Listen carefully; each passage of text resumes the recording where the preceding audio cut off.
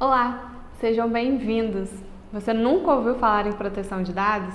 Então vamos juntos aprender sobre o tema e quem sabe até trabalhar nessa área.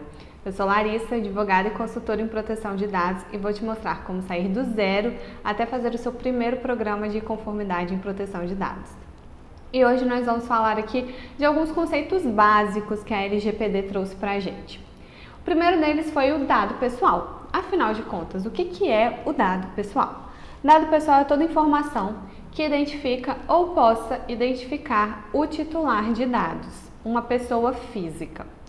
E assim, que identifica seria o quê? Aqueles dados que identificam de forma direta uma pessoa, né? É o nome, o CPF, o RG, o número da carteira de habilitação, o número do passaporte. Então, todos esses dados que conseguem identificar diretamente o titular de dados é o dado pessoal, que identifica. E um dado pessoal que é capaz de identificar um titular de dados é aquele dado que, a princípio, não te identifica ninguém, não te mostra, você não consegue saber de quem aquele dado está falando, né, a quem aquele dado se refere, mas que quando você utiliza ele, você analisa ele em associação com outros dados, você consegue identificar a pessoa, você passa a perceber sobre quem aqueles dados se referem. Pensa aí mais ou menos num quebra-cabeça. Se você tiver ali um quebra-cabeça desmontado, várias peças separadas, não te mostram, não te formam nenhuma figura, né? Dependendo da peça, você sequer consegue imaginar o que aquilo ali vai mostrar, vai formar eventualmente. E a partir do momento que você começa a montar aquele quebra-cabeça, a imagem começa a aparecer e você começa a identificar qual é a imagem que aquele quebra-cabeça monta, representa. Mesma coisa é o dado pessoal. Então, às vezes você tem um dado pessoal sozinho que não te mostra ninguém, você não consegue identificar ninguém a partir dele, mas que quando você começar a analisar ele em conjunto com outros dados pessoais, você vai começar a segmentar as pessoas em relação àqueles dados pessoais possam fazer referência e até o momento em que você consegue efetivamente identificar uma pessoa só. Então, dado pessoal não é só nome, telefone, CPF, é todo dado que identifica ou possa identificar uma pessoa natural, uma pessoa física. E dentro dos dados pessoais, a gente também tem os dados pessoais sensíveis, que seriam aquele dado pessoal que gera um estigma, né, um preconceito na pessoa física, no titular de dados. Então, é um dado sobre origem racial ou étnica, convicção religiosa, uma opinião política, filiação partidária ou organização de caráter religioso, filosófico, político, filiação sindical, dado referente à saúde ou à sua vida sexual, então uma orientação sexual, um dado genético ou biométrico, né, quando esses dados estiverem vinculados a uma pessoa física, eles são dados pessoais sensíveis. E por que existe essa diferenciação de dado pessoal sensível? Porque o dado pessoal sensível, ele tem maior proteção da LGPD, exatamente por essa característica dele de poder causar uma discriminação, preconceito, um estigma no titular de dados. Então, a lei trouxe mais proteção, trouxe alguns requisitos específicos, né, a serem cumpridos quando se fala em tratamento de dados pessoais sensíveis, exatamente para diminuir os riscos de eventuais danos ao titular de dados no tratamento desses dados pessoais sensíveis. Outro conceito que a LGPD trouxe para a gente é de dado anonimizado. O que seria isso? Dado anonimizado é aquele dado que se refere ao titular, mas que passa por um processo, um processo aí de técnico, né, que tira a capacidade de identificar a quem aquele titular se refere. Então, é um dado relativo a um titular, mas que não pode identificar esse titular, porque passa por um procedimento ali técnico que tira essa capacidade de identificação desse dado, que a gente chama, né, esse processo técnico de anonimização. Então você utiliza ali meios técnicos, programas, enfim, que vão tirar essa capacidade ali essa possibilidade daquele dado ser associado ao seu titular de forma direta ou indireta. Então você tem aquele dado, mas você não consegue identificar o titular, mesmo que em utilização em conjunto com outros dados pessoais. Mas a anonimização, ela tem algumas características. Por exemplo, esse processo técnico pelo qual o dado passa, ele não pode ser revertido. Porque a partir do momento que você consegue reverter e passa a identificar a pessoa a partir daquele dado, aquele dado volta novamente a ter essa possibilidade de identificar o seu titular, ele perde essa característica de anonimizado, então ele perde essa característica de dado anonimizado. Então ele não passa pelo processo de anonimização completo. E essa anonimização é feita pela equipe de TI, né? A gente estuda mais a parte jurídica, né, de processos, como que você faz para adequar os processos e as atividades da empresa. E aí a gente sempre conta com o suporte do TI que vai pensar nessas questões técnicas, porque cada um, né, vai trabalhar dentro dos seus limites dali, de suas capacidades. Então aí você vai contar, quem não for, né, de TI, quem estiver me assistindo aí e não for de TI, vai ter que contar aí com o suporte de TI para conseguir fazer esse processo de anonimização no dado pessoal. E quando que esse dado anonimizado ele é utilizado? Normalmente ele é utilizado quando ele é coletado para fins de pesquisas estatísticas, né? Então que você não precisa propriamente do dado em relação à pessoa, você precisa só da informação para fazer um estudo ali estatístico. E você tem que tomar muito cuidado ao anonimizar esses dados, porque a partir do momento que você anonimiza, torna aquele dado anônimo, você não consegue mais reverter.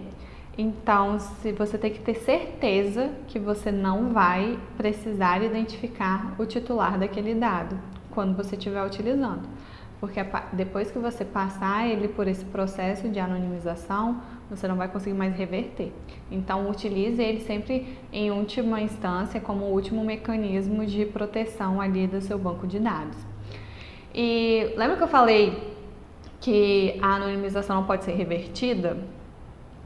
Quando a anonimização pode ser revertida, aí ela vai se tornar uma pseudonimização, que também é um processo aí técnico ou, né, administrativo, onde você tira a possibilidade daquele dado identificar a pessoa, mas que em um lugar separado você mantém as informações para reverter essa pseudonimização. Então seria, por exemplo, assim, uma planilha onde você retira as informações que identificam ali a pessoa, né, ou aquele dado, e coloca essa identificação numa planilha em separado, armazenada num lugar mais protegido, com mais restrição de acesso. A gente fez digamos assim, uma pseudonimização, né, tentando tirar essas características de dados sensíveis ali dos indivíduos, quando e diminuindo assim os riscos no tratamento de dados, em uma situação no escritório onde a gente tinha que a empresa ela coletava, a depender da situação, informações sobre dados sensíveis sobre a saúde da pessoa, porque ela precisava saber se ela precisaria fornecer acessibilidade para aquele cliente dela. Então ela coletava assim alguns dados de saúde, como deficiências e situações desse sentido para saber se ela ia precisar de acessibilidade ou não. Então, para não deixar essas informações ali naquele banco de dados onde diversas pessoas tinham acesso, foi criada uma tabela onde se descreviam algumas deficiências ali que faziam, que seriam importantes para a empresa saber em relação aos seus clientes, e foram estipulados códigos para cada dado desse listado ali naquela tabela. Então, naquele banco de dados onde várias outras pessoas, onde mais pessoas tinham acesso aos dados dos clientes, foram utilizados códigos. E essa tabela onde tinha a identificação do código com o dado pessoal foi guardada e foi armazenada num lugar mais seguro, onde o acesso era restrito a mais funcionários e só pessoas que realmente precisariam saber dessas informações teriam acesso.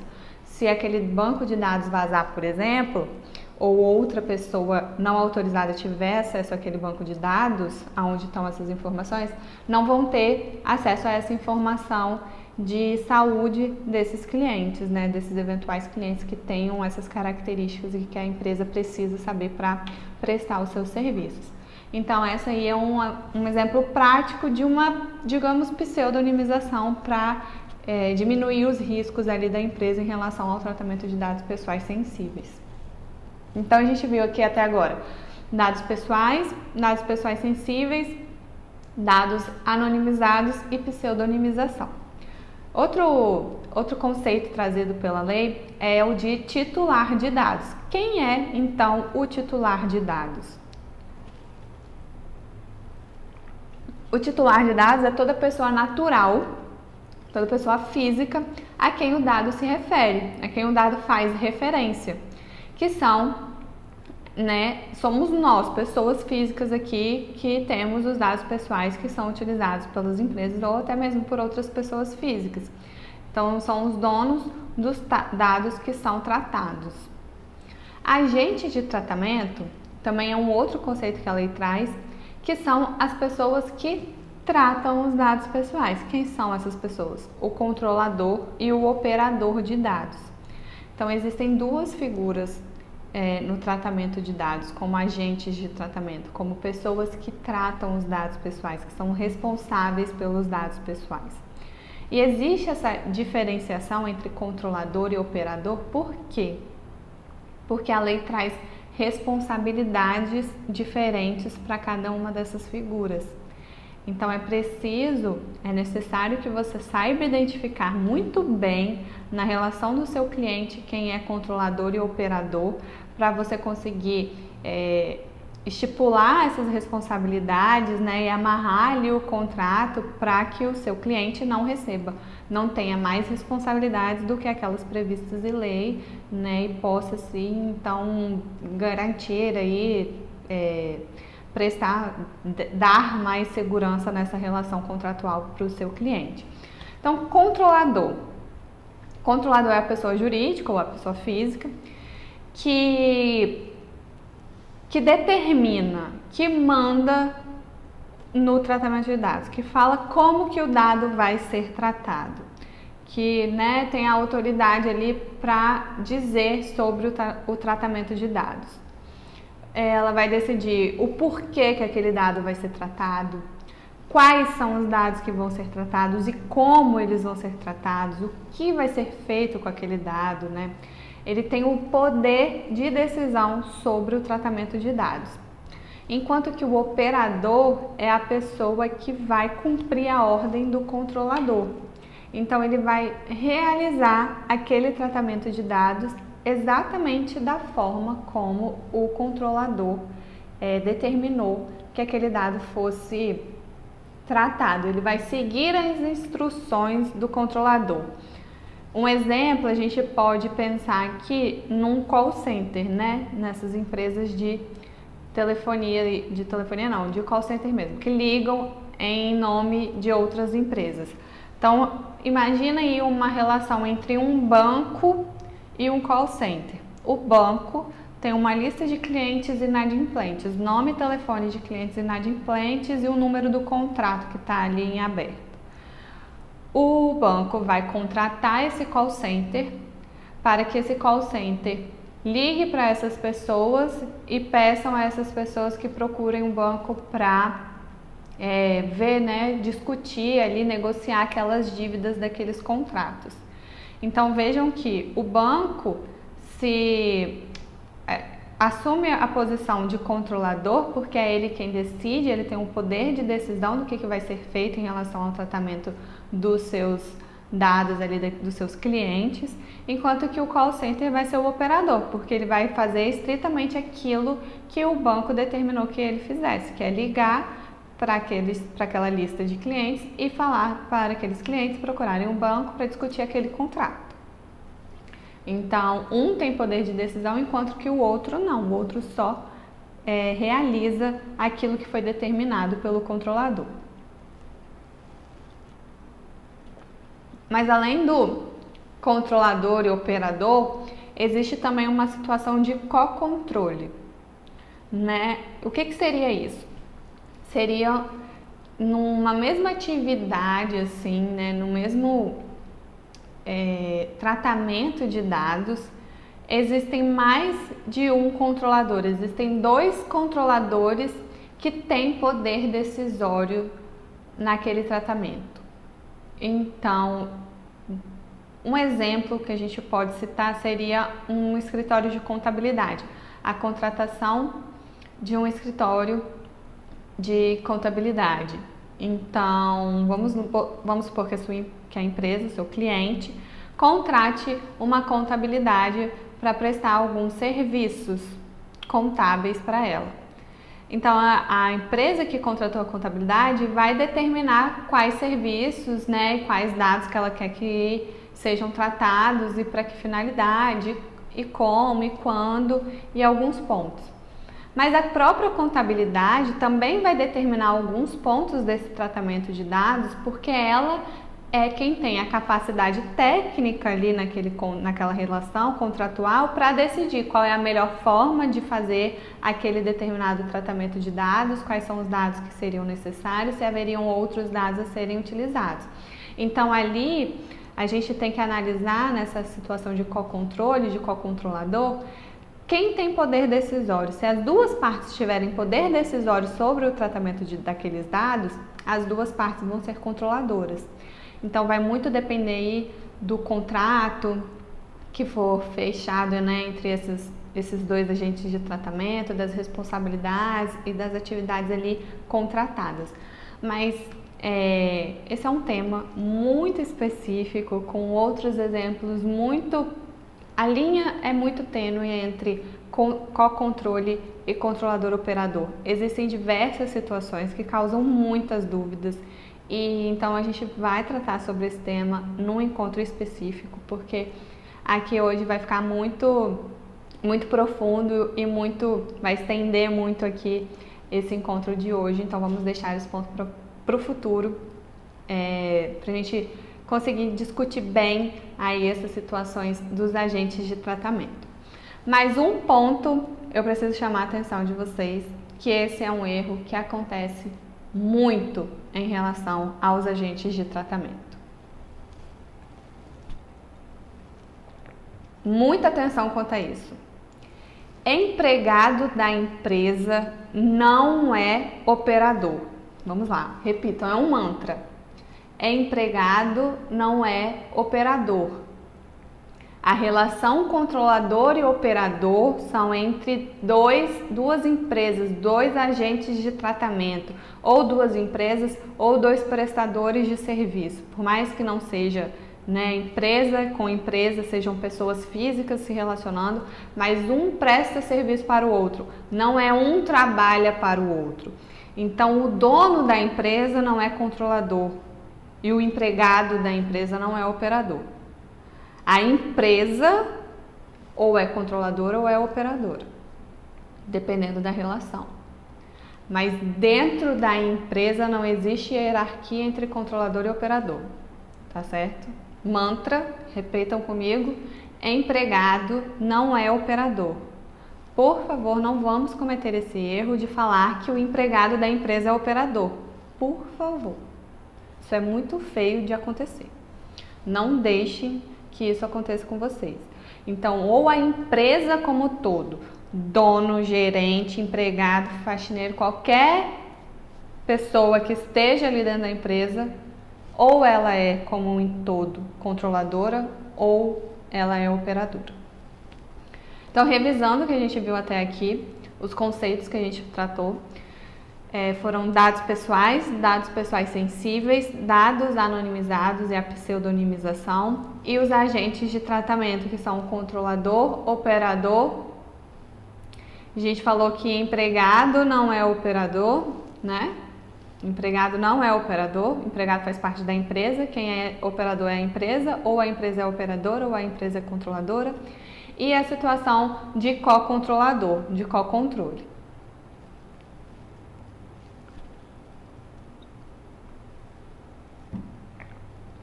Outro conceito que a LGPD trouxe foi o de encarregado de dados. E o encarregado de dados é uma figura nova e é uma oportunidade de carreira para quem quiser trabalhar com proteção de dados também. Por quê? O encarregado é uma pessoa indicada pelo controlador e pelo operador, pelo agente de tratamento, para atuar como um canal de comunicação entre a empresa e o titular de dados e a empresa e a Autoridade Nacional de Proteção de Dados. É o famoso DPO. Já ouviu falar por aí? Então, o DPO, que é o nosso equivalente encarregado de dados lá na União Europeia, lá na GDPR, aqui nós chamamos de encarregado de dados. E ele é o responsável por manter a empresa ali em situação de conformidade. Então, ele está ali responsável por manter essa cultura de proteção de dados, fiscalizar se a LGPD está sendo aplicada, se os processos estão sendo mantidos, prestar informações à NPD, prestar informações ao titular de dados, representar a empresa ali quando o tema for proteção de dados. E ele é obrigatório, salvo algumas exceções que a gente vai tratar também em um assunto específico, que são nos casos de agente, em alguns casos, né, de agentes de tratamento de pequeno porte. Mas ele então é obrigatório, em regra, ele é obrigatório para todas as empresas, para todos os agentes de tratamento. Então, todo agente de tratamento vai precisar de um encarregado de dados. Então, é uma oportunidade de emprego, é uma oportunidade de carreira. Você pode se especializar em DPO ou encarregado de dados, porque você também não precisa de nenhuma formação específica. Você pode ser TI, você pode ser da área jurídica, você pode ser de área nenhuma. Você não precisa ser formado em nenhum curso específico para ser encarregado de dados. E você tem duas opções, duas possibilidades de trabalho. Ou você pode ser um empregado interno da empresa e exercer essa função de encarregado de dados, ou você pode ser um terceirizado dessa empresa prestando essa função externa de encarregado de dados, que também é chamada de DPO as a Service, ou DPO externo, ou DPO consultor, ou encarregado de dados externo, encarregado de dados consultor. Então, você pode aí se especializar em ser encarregado de dados e prestar serviço para várias empresas, por exemplo. Mas o tema de encarregado de dados também é um tema específico que vamos aprofundar em um momento posterior. Mas já fica a dica aí, é uma oportunidade de carreira para quem estiver querendo aí entrar nessa área de proteção de dados. E também a LGPD trouxe a figura da Autoridade Nacional de Proteção de Dados, que nada mais é do que o órgão da administração pública que vai fiscalizar e regulamentar a aplicação da LGPD. Então, ela tem o poder de editar normas, editar orientações, regulamentar a aplicação da LGPD, fiscalizar as empresas para saber se as empresas estão adequadas, se elas estão cumprindo a lei, orientar as empresas na aplicação da lei. Então, a Autoridade Nacional é o órgão fiscalizador, o órgão regulamentador em relação à proteção de dados. E por último, o último tema que a gente trouxe aqui, o último conceito, é o conceito de tratamento de dados, porque a gente fala tanto, né, de tratamento de dados, mas o que é o tratamento de dados? E o tratamento de dados é simplesmente tudo o que você faz com um dado pessoal. Então, ali na empresa, desde quando o dado pessoal entra dentro da empresa até o momento que ele sai, a própria saída do dado pessoal da empresa dele é um tratamento de dados. Então, ali é a coleta, produção, recepção, classificação, armazenamento, transmissão, compartilhamento, distribuição, processamento, avaliação, modificação, comunicação, transferência, difusão, exclusão, extinção, eliminação, tudo que você fizer com dado pessoal é um tratamento de dados. Tudo que a empresa faz com dado pessoal é um tratamento de dados. Então, anotou um número de telefone no post-it, um recado. Fulano de tal ligou para ciclano retornar número tal. Isso é um tratamento de dados. Então, para a gente finalizar o nosso encontro de hoje, vamos revisitar aqui todos os conceitos que a gente tratou, que a gente explicou aqui hoje para vocês. Dados pessoais sensíveis, dados anonimizados e pseudonimização, agentes de tratamento que incluem controlador, operador e co-controlador. E lembrando que empregado não é operador. Lembrem desse mantra, tá? Vão dormir pensando nisso. Empregado não é operador, empregado não é operador. Outro conceito que a gente trouxe é o de encarregado de dados, que é uma obrigatoriedade. Existem alguns casos de dispensa, mas isso a gente vai tratar especificamente num outro encontro. E é uma oportunidade boa de carreira para quem quer trabalhar na área de proteção de dados. E falamos também da NPD que é a Autoridade Nacional de Proteção de Dados, e do tratamento de dados pessoais. Então, os próximos temas que nós vamos ter por aí será encarregado de dados e os agentes de tratamento. Bom, espero que tenham gostado do nosso encontro de hoje. Obrigada pela atenção e até a próxima.